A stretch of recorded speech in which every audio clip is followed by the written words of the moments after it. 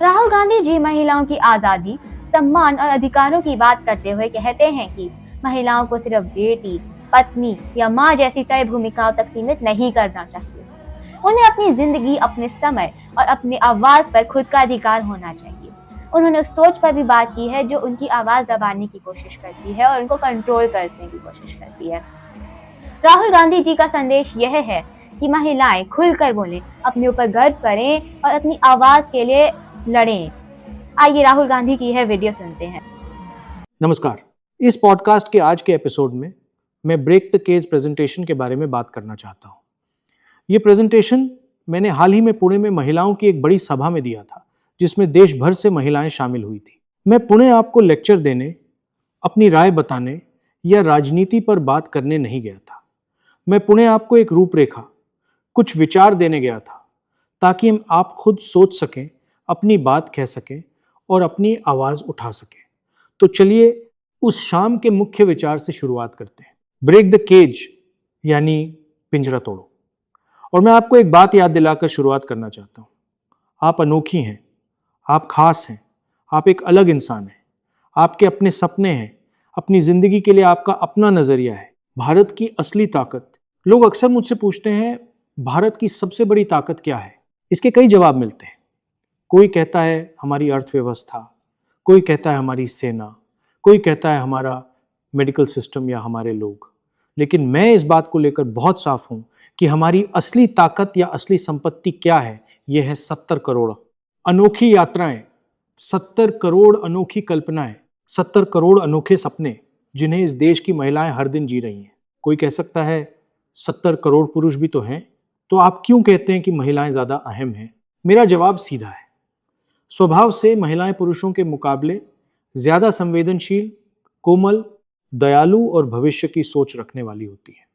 इसीलिए मेरा पक्का मानना है कि भारत की महिलाएं, चाहे युवा हों या बुजुर्ग, इस देश की सबसे बड़ी संपत्ति है। 3 खाने। अब समस्या यहां है, एक बहुत बड़ी समस्या। जब भी मैं किसी पुरुष से महिलाओं के बारे में बात करता हूं, तो देखता हूं कि महिलाओं को 3 खानों में बांट दिया जाता है। आपको बेटी के तौर पे देखा जाता है, या पत्नी के तौर पे, या माँ के तौर पे। बेटी, पत्नी या माँ होने में कोई बुराई नहीं है, बिल्कुल भी नहीं। लेकिन यही आपकी एकमात्र पहचान नहीं हो सकती। हमारे बीच ऐसी महिलाएं हैं जो बेहतरीन प्रोफेशनल, खिलाड़ी और विद्वान हैं, असाधारण और बिल्कुल अलग काम कर रही हैं। फिर भी पुरुष उन्हें बस इन्हीं 3 में से कोई एक पहचान देते हैं। इन तीनों खानों के बारे में एक बात गौर करें। हर एक खाना महिला की पहचान सिर्फ किसी पुरुष के साथ उसके रिश्ते के जरिए तय करता है। मनुस्मृति की एक लाइन इसे साफ साफ कहती है, बचपन में महिला अपने पिता की होती है, जवानी में अपने पति की, और पति की मौत के बाद अपने बेटों की। महिला को कभी भी आजाद नहीं होना चाहिए। ये शब्द शर्मनाक है, इन्हें कभी नहीं कहा जाना चाहिए था। आप किसी और की नहीं, बल्कि अपनी खुद की है। पिता, भाई, पति या बेटे के साथ आपके रिश्ते जरूर हैं, लेकिन आप उनकी नहीं है, आप अपनी खुद की हैं। कंट्रोल कैसे काम करता है? इस देश में महिलाओं के साथ असल में जो हो रहा है, उसके लिए हमने एक शब्द चुना है, कंट्रोल। कंट्रोल 3 तरह से काम करता है। पहला है हिंसा। लड़की के पैदा होने से पहले ही हर साल लगभग 4.5 लाख लड़कियां भ्रूण हत्या की भेंट चढ़ जाती हैं। यह पहली हिंसा है। इसके बाद आता है उत्पीड़न। लगभग 80% महिलाएं बताती हैं कि उन्हें कभी न कभी उत्पीड़न का सामना करना पड़ा है, चाहे सड़क पर हो, बस में, रेस्टोरेंट में, स्कूल में या कॉलेज में। लगभग 29-30% महिलाएं शारीरिक हिंसा का शिकार होती हैं।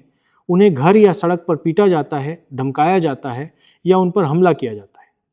और एक ऐसा आंकड़ा जो हम सबको चौंका देगा, भारत में हर एक 100 में से 6 महिलाएं बताती हैं कि उनके साथ रेप हुआ है। और शर्म और बदनामी के डर से यौन हिंसा के लगभग 99% मामलों की रिपोर्ट ही नहीं की जाती। इसलिए असल संख्या 6% से कहीं ज्यादा है। ये हिंसा सिर्फ शरीर तक सीमित नहीं रहती, ये आगे बढ़ने के रास्ते भी बंद कर देती है। लगभग आधी महिलाएं कहती हैं कि सुरक्षा की चिंताओं की वजह से उन्होंने पढ़ाई या नौकरी छोड़ दी है, और इसमें पैसे भी खर्च होते हैं। एक औसत भारतीय महिला सिर्फ सुरक्षित सफर के लिए हर साल अतिरिक्त 17,500 खर्च करती है। ये आपकी सोच से कहीं ज्यादा है। दूसरा है अनादर। इस देश में सिर्फ 8% महिलाओं के पास अपनी प्रॉपर्टी है। 84% महिलाओं को काम शुरू करने से पहले किसी की इजाज़त लेनी पड़ती है और सैलरी पाने वाली महिलाएं पुरुषों के मुकाबले उसी काम के लिए लगभग 25% कम कमाती हैं। किसी सामाजिक मुद्दे पे खुलकर बोलिए या कोई स्टैंड लीजिए, फिर देखिए क्या होता है। एक महिला को जिस तरह की ट्रोलिंग का सामना करना पड़ता है वह पुरुषों की ट्रोलिंग से बिल्कुल अलग होती है। कोई भी उसके विचारों पर बहस नहीं करता, लोग बस उसके चरित्र पर सवाल उठाते हैं और यही बात ज्यादातर महिलाओं को चुप रहने पर मजबूर कर देती है। तीसरा है वक्त। वक्त का इस्तेमाल ही महिलाओं के खिलाफ एक हथियार की तरह किया जाता है। 15 से 29 साल की एक आम युवा महिला दिन में लगभग 5.5 घंटे घर का काम करती है। उसी घर में रहने वाला एक आम युवा पुरुष लगभग 30 मिनट काम करता है। एक युवा पुरुष जब चाहे घर से निकल सकता है, देर से घर आ सकता है और फिर बाहर जा सकता है। एक युवा महिला के लिए घर लौटने का समय तय होता है। और करियर की बात करें तो एक युवा पुरुष बार बार परीक्षा दे सकता है। वहीं 23 साल की उम्र में एक युवा महिला से कहा जाता है कि अब रुकने और शादी करने का समय आ गया है। इसके पीछे की सोच, असली लड़ाई यही है, किसी एक कानून या किसी एक घटना के खिलाफ नहीं, बल्कि एक ऐसी सोच के खिलाफ। एक ऐसी सोच जो कहती है कि महिला की जगह पिंजरे के अंदर है, कि उसे काबू में रखा जाए, उसे काम करने से रोका जाए, उसे बोलने से रोका जाए, जबकि पुरुष को अपनी मर्जी से कुछ भी करने की पूरी आज़ादी हो। हमें ऐसा भारत नहीं चाहिए। हमें न्याय चाहिए, हमें सम्मान चाहिए, पुरुषों और महिलाओं दोनों के लिए बराबर। और इस सब की वजह से आप में से बहुत से लोगों के दिलों में जो डर है उसे हमेशा के लिए खत्म करने की ज़रूरत है। सवाल और संदेश। तो मेरा सवाल ये है, जंतर मंतर पर हुए विरोध प्रदर्शनों में लड़कों ने भी अपशब्द कहे और लड़कियों ने भी, लेकिन प्रधानमंत्री कहते हैं कि उन्हें कल्चरल शॉक लगा क्योंकि गाली देने वाली लड़कियां थीं। अगर लड़के गाली दें तो जाहिर है कोई समस्या नहीं है, उनके लिए यह जायज़ है। लेकिन अगर कोई लड़की गाली दे तो अचानक ये कल्चरल शॉक बन जाता है। जाहिर है ये उन पर अच्छा नहीं लगता। मोहन भागवत कहते हैं कि रेप इंडिया में होता है लेकिन भारत में नहीं होता। यही सोच है और इसी सोच के खिलाफ हम लड़ रहे हैं। ये सोच क्या है कि लड़की की एक ही जगह है पिंजरे में बंद, उसे काबू में रहना चाहिए, उसे काम नहीं करना चाहिए और लड़कों को पूरी आज़ादी मिलनी चाहिए। उन्हें जो मन करे करने दो, गाली देना चाहे तो दें, काम करना चाहे तो करें।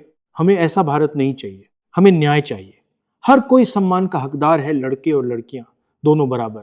और आपके दिल में जो डर है उसे जल्द से जल्द हमेशा के लिए मिटाना होगा। इस देश की महिलाओं को नजरअंदाज नहीं किया जा सकता।